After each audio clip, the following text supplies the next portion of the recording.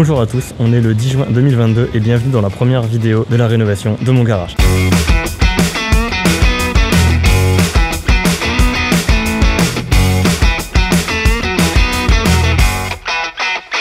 Il faut savoir qu'on a acheté cette maison en octobre 2021, il y a maintenant plus de 6 mois, et que la rénovation du garage qui devait sortir beaucoup plus tôt, du moins c'est ce que j'espérais, a été retardée pour un seul point que je vais vous présenter dans cette vidéo. Donc dans la première vidéo, bien entendu, on va visiter le garage, on va sans plus attendre ouvrir la porte et rentrer à l'intérieur de ce dernier afin de vous montrer à quoi ça ressemble maintenant. Et vous allez pouvoir suivre durant plusieurs vidéos, sur plusieurs épisodes, je ne sais pas encore combien il y en aura, l'évolution de ce garage. Donc c'est la première fois que je fais ce genre de contenu sur ma chaîne, malgré que tout soit neuf en haut, en bas il n'y a rien qui a été fait et ça va être du coup le sujet de ces vidéos. J'espère en tout cas que ce contenu vous plaira. On n'est pas directement sur le thème de la moto, mais on reste quand même dedans étant donné que le garage sera un garage moto. N'hésitez pas du coup à me dire ce que vous en pensez en commentaire. Sans plus attendre, on va se rendre dans le garage. Voilà, donc derrière la porte se trouve la partie voiture. Donc il n'y a qu'une seule porte de garage, mais c'est un garage double entre guillemets pour le moment, qui va du coup être changé. Vous allez comprendre tout ça dans la suite de la vidéo. Donc de ce côté-là, on a à peu près, on va dire à la louche 15 mètres carrés, j'ai plus les mesures en tête, réservé à la voiture, avec du coup la porte de garage qui mène à la ponce de garage pour pouvoir rentrer dans le garage. Et de l'autre côté, derrière cette petite porte pas très large, on a une deuxième pièce de 15 mètres carrés, encore une fois, dédiée vraiment cette fois-ci à la moto. Et enfin, avant d'entrer dans les détails, je retourne de l'autre côté, on a bien sûr la porte, entre guillemets, porte, je vais en parler plus en détail dans la suite de la vidéo, d'accès au garage. Et derrière ce carton, on a quelque chose d'autre. Alors je mets le carton devant, pourquoi? Parce que j'ai simplement un petit chat qui prend ce qu'il y a derrière le carton pour une litière géante. Voici des catacombes. Alors,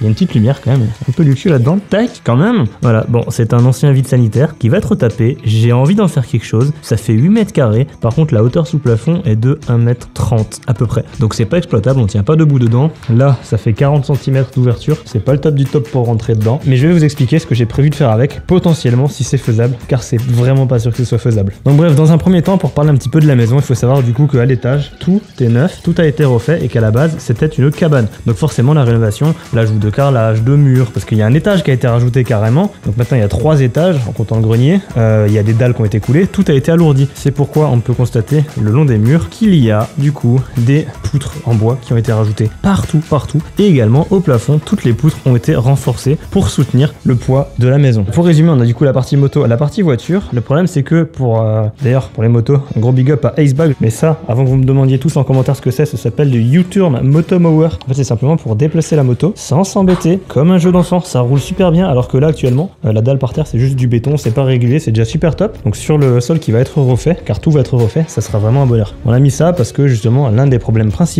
étant qu'en fait, vu qu'il n'y a qu'une seule porte de garage et un mur en plein milieu, pour rentrer avec les motos, il faut toujours mettre la voiture bien derrière, bien à gauche, et encore là, ça se voit pas trop, mais avec les rétroviseurs, même en penchant, c'est un petit peu la galère de passer. C'est juste que le grand angle déforme un petit peu les perspectives, d'où également le fait de pouvoir faire demi-tour aussi à l'intérieur avec ça, parce que là ça braque pas assez, à part en faisant levier avec la béquille, ce qui est pas le top du top parce que ça fait des trous par terre. Pour l'instant on s'en fout, mais une fois qu'on aura refait le sol, hors de question.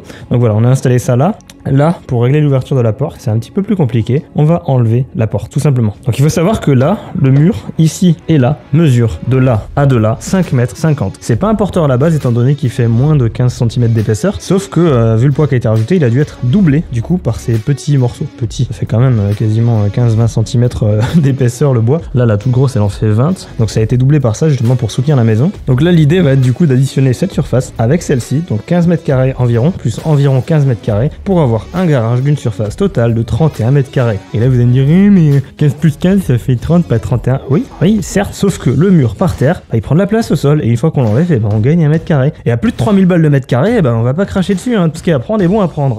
Voilà, donc on va dégager le mur en entier. D'après l'ingénieur, j'en parlais juste après, on aurait pu laisser les poutres et dégager le mur, ça aurait déjà fait une ouverture, sauf qu'en fait le poteau là c'est vraiment plus chiant, parce que l'idée c'est de pouvoir rentrer droit comme ça. Donc là on peut pas, donc on dégage le mur et également les poutres. Donc j'ai parlé d'un ingénieur, tout simplement. Pourquoi? Parce qu'il y a eu une étude structure qui a été réalisée et ça va être une entreprise qui va le faire. Ça va être un des seuls trucs que je vais pas faire moi-même, je pense, car c'est vraiment trop compliqué. Et du coup, casser un mur de cette taille-là, qui fait 5 mètres 50, qui tient 3 étages, si c'est pour se prendre le coin de la maison sur la tronche, bah ça vaut pas la peine. Du coup j'ai dû passer par une entreprise. Ça aurait été une petite ouverture, genre juste enlever ça, j'aurais fait moi-même. Et voilà, et c'est du coup sur ce point là que ça a pris beaucoup de temps, car en fait entre les artisans qui viennent pas, ceux qui viennent avec des délais super longs, ceux qui viennent et qui me disent on sait pas si c'est possible, d'autres qui me disent que c'est pas possible parce qu'ils ont pas envie de faire l'étude, ou alors ceux qui viennent et qui me disent on va enlever tout le mur, laisser un petit bout de 15 cm et là aussi 15 cm, donc en gros 15 x 15, 15 x 15 pour faire des piliers, et poser juste un longeron en préfabriqué au milieu, sans mettre de pilier central, rien du tout, sans refaire de fondation alors que le mur il est juste posé dessus, vu qu'à la base c'est pas important, il n'y a pas de fondation.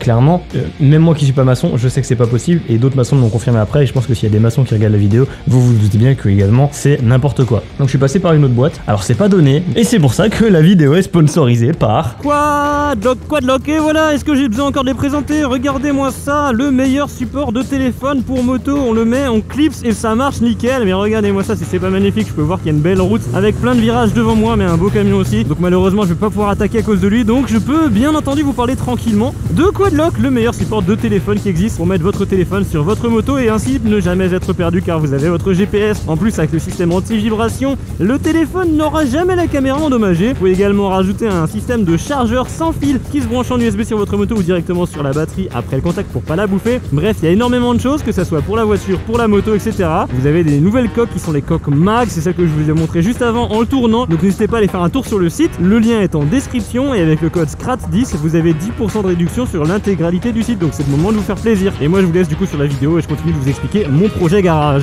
Donc voilà, j'ai pas commencé les travaux avant parce que ça sert à rien de poser du placo au mur ou au plafond, ou même faire quoi que ce soit avant de péter le mur, parce que de toute façon ça va changer les proportions. Je vais pas commencer à poser du placo, m'arrêter là-bas, puis faire le mur et puis après recommencer le placo, ça n'a pas de sens, donc je pense que vous pouvez comprendre ça. Deuxième chose à casser, donc ça c'est vraiment un des trucs les plus grosses œuvres. La deuxième chose est là-dedans. En fait, si vous voulez, certes le plafond n'est pas haut, par contre là-dedans on a 8 mètres carrés de surface, donc 4 mètres de long par 2 mètres de large. On rentre pour l'instant via une porte de 40 x 40 qui a été creusée comme ça à l'arrache dans un ancien vide sanitaire, mais l'idée va être déjà dans un premier temps d'ouvrir au moins jusqu'à là-haut. Vous voyez que ça a été préparé avant de vendre la maison, ils ont préparé, ils ont déjà mis les gaines plus hautes pour pouvoir ouvrir un petit peu plus. Donc là, soit j'ouvre jusqu'à là, mon projet n'est pas possible, c'est pas grave, je mettrai genre une armoire avec un tiroir, genre un grand tiroir comme il y a dans les usines, je sais pas comment vous l'expliquer, j'ai pas dessiné ça ni rien du tout, mais bref, que je pourrais tirer et du coup venir ici et puis prendre des outils, des trucs encombrants, voire mettre un compresseur ou des trucs comme ça encombrants là-dedans, ça pourrait être toujours utile, ou quelconque espace de stockage, bref, mais ça c'est vraiment un dernier recours, puisque la chose principale que j'aimerais faire, c'est en fait quand on se rend ici, donc ça en gros c'est l'escalier d'accès, donc quand on arrive ici, donc là-bas il y a le salon, et en fait quand on descend,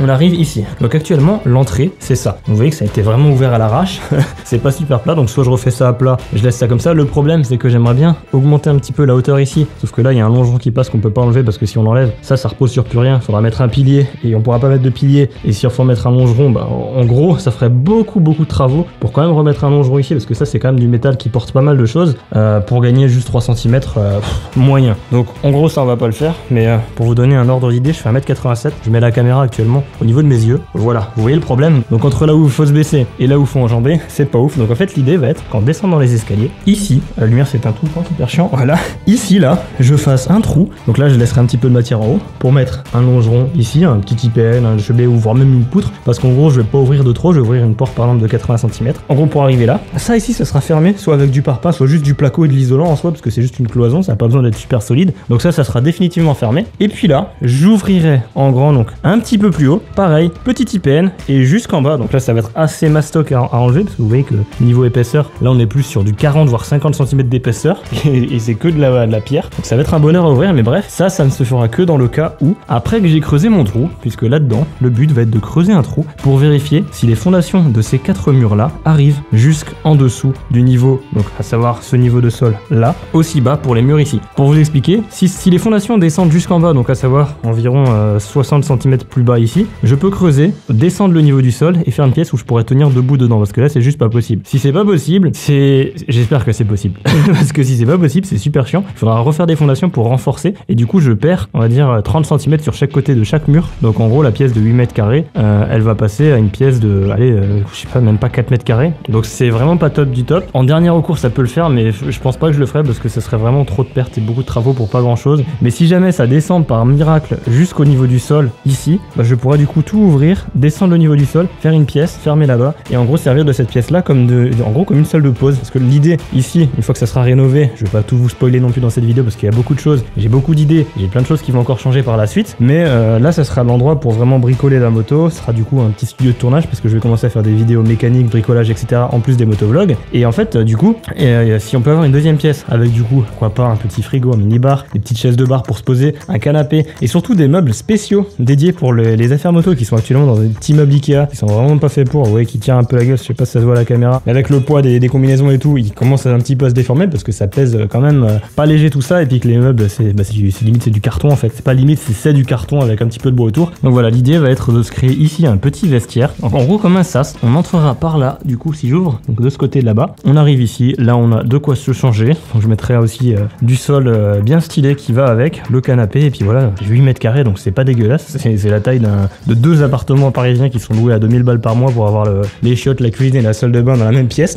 Donc voilà, si j'arrive à faire quelque chose avec ça, c'est vraiment génial. Je vais refermer ça, parce que si le chat arrive, comme dit, lui il voit juste une litière géante vu que c'est du sable, et ben ça lui plaît beaucoup, et moi ça me plaît pas. Voilà. Donc le mur sera cassé la semaine prochaine. Donc après tous les murs sont refaits, le plafond sera refait, le sol sera refait, on va vraiment changer tout le sol. Tout va changer, plus rien ne sera comme avant. J'ai même quelques fenêtres qui vont être condamnées, notamment celle-là j'hésite encore, mais celle-là, parce qu'en gros celle-là, je sais pas pourquoi elle a été créée, elle mène sous la terrasse, donc ici on voit voilà de la terre et des arbres, là on voit sous la terrasse, et voilà. Est-ce qu'il y a vraiment besoin de garder cette petite fenêtre? Non, je pense pas, je vais mettre un établi dessus, parce qu'en soi il me faut quand même un grand mur pour mettre un établi digne de ce nom, parce que le but c'est de faire vraiment un garage, quand tu le vois t'as envie de te dire waouh, franchement c'est beau, tu vois. Et même moi je veux un truc beau. Faut savoir que j'ai jamais eu de garage à moi avant. Quand j'étais chez ma mère, je squattais le garage de ma mère, après j'ai déménagé, j'avais la moto, elle était dehors dans une tente spéciale moto pendant des années, celle-là, et également la MT-07. Après j'ai encore déménagé, j'avais un garage mais genre il était à 500 mètres de chez moi, il n'y avait pas de courant, rien, et c'était pas moi, je le louais. Maintenant que j'ai mon garage à moi, je peux en faire ce que je veux, je vais tout changer, voilà, pour en faire vraiment the garage de mes rêves, et voilà. Donc le mur sera cassé la semaine prochaine, soit je le mets dans cette vidéo, puisque il y a le temps, soit la vidéo est beaucoup trop longue, et il y aura un cut, et on montrera ça dans une seconde vidéo. Pour l'instant je sais pas du tout, attention suspense, 1, 2, 3...